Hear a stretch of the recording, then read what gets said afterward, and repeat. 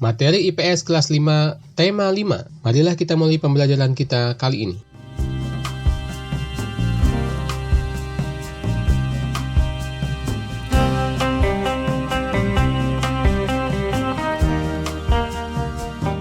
Setiap kenampakan alam memiliki sumber daya alam yang dapat dimanfaatkan oleh masyarakat sekitar. Sumber daya alam mempengaruhi mata pencaharian warga sekitar. Pengaruh letak geografis dalam aspek kehidupan. Contohnya adalah aspek sosial. Indonesia memiliki letak yang strategis karena diapit oleh 2 benua dan 2 samudera. Kondisi tersebut mempengaruhi interaksi kita dengan negara lain. Misalkan, kerjasama antara Indonesia dan Singapura dalam pertukaran pelajar. Demikian pula dengan negara-negara tetangga yang lainnya. Kita memiliki hubungan yang cukup baik sampai saat ini. Kerjasama berbagai bidang dilakukan. Wilayah Indonesia yang luas dan terpisah-pisah oleh lautan ternyata mengakibatkan persebaran penduduk di Indonesia ini tidak merata. Sebagian besar penduduk bermukim di Pulau Jawa, terutama di kota Jakarta. Hal ini dikarenakan kota Jakarta merupakan pusat pemerintahan dan pusat kegiatan ekonomi, sehingga banyak penduduk dari daerah lain datang ke Jakarta untuk mencari pekerjaan atau kehidupan yang lebih baik. Keadaan ini menyebabkan penduduk di pedesaan berkurang dan penduduk di perkotaan semakin bertambah. Berpindahnya penduduk dari desa ke kota disebut sebagai urbanisasi. Itulah dampak-dampak letak geografis Indonesia dalam aspek sosial. Kemudian dalam aspek budaya, letak Indonesia yang sangat strategis mudah dijangkau oleh negara-negara dari wilayah lain, mengakibatkan mudahnya kita menerima pengaruh budaya-budaya dari luar. Padahal Indonesia sendiri merupakan negara dengan kebudayaan yang sangat beragam sekali. Contohnya bisa kita lihat dalam kesenian Gambang Kromong, di mana di sana terlihat ada perpaduan budaya lokal dengan budaya Cina. Salah satu bagian dari budaya adalah adat istiadat. Apa itu adat istiadat? Kebudayaan yang tumbuh berkembang di Indonesia disebut sebagai adat istiadat. Bentuk budaya yang jadi asal-muasal adat istiadat adalah kebiasaan masyarakat. Zaman dulu misalkan masyarakat punya suatu kebiasaan dan terus dilakukan secara turun-temurun, maka jadilah itu sebagai adat istiadat. Keragaman budaya di Indonesia bisa kita lihat dalam hal pakaian adat, senjata tradisional, alat musik tradisional, bentuk rumah adat, dan lain-lain.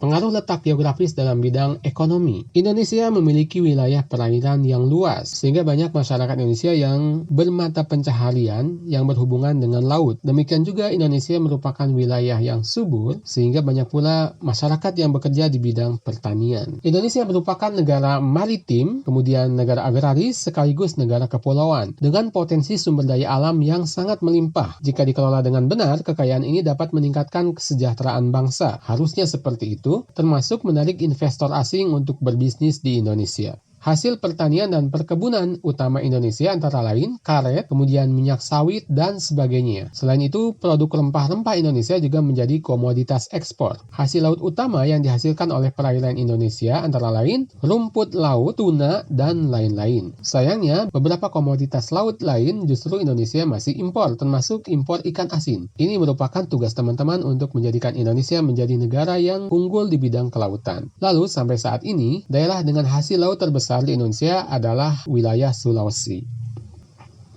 Lalu transportasi. Kenampakan alam sekitar mempengaruhi penggunaan alat transportasi masyarakat. 2/3 wilayah Indonesia adalah perairan. Kapal, perahu, dan pesawat sangat penting bagi transportasi di Indonesia. Bahkan dulu ketika Bapak Baharudin Yusuf Habibie, B.J. Habibie, mencanangkan pabrik IPTN atau PTDI, itu salah satu alasannya adalah untuk bisa menghubungkan wilayah-wilayah Indonesia dengan pesawat buatan Indonesia sendiri. Selain itu juga banyaknya sungai besar dan panjang di wilayah Kalimantan misalnya, membuat masyarakat memanfaatkan arus sungai untuk transportasi, misalnya dengan menggunakan perahu.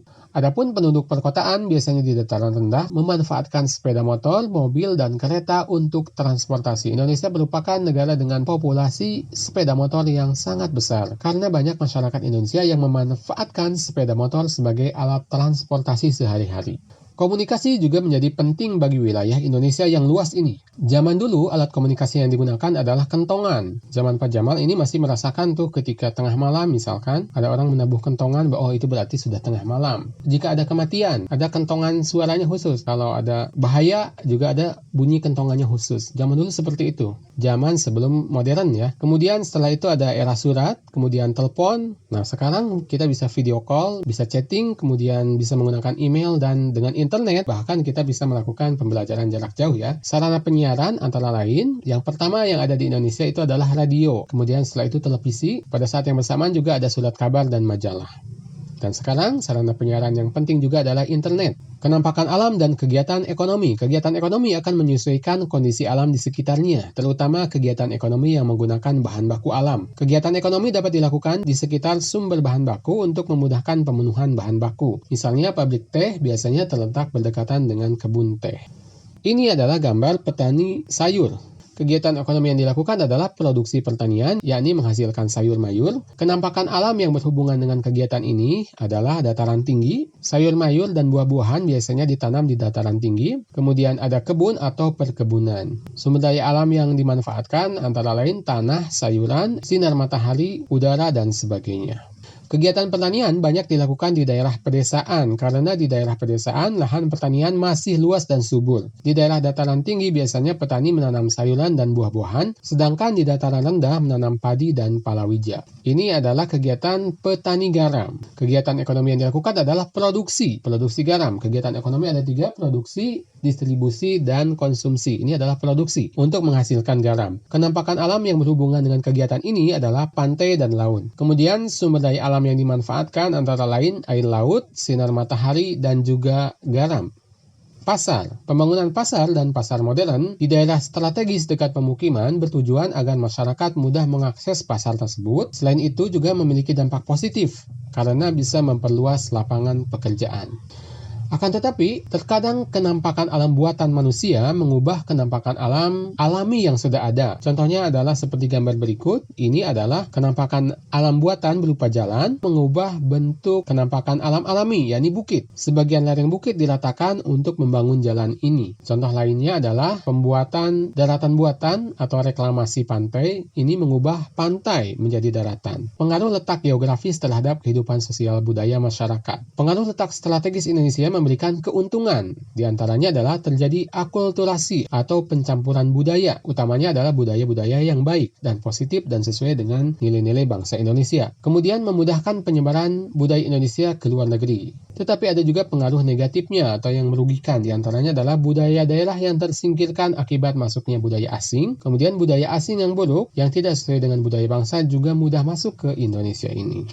Indonesia sebagai negara maritim dan agraris. Indonesia disebut sebagai negara maritim karena sebagian besar wilayahnya merupakan lautan. Indonesia juga dilewati 2 jalur pelayaran utama dunia, yaitu jalur Selat Malaka dan jalur Selat Makassar.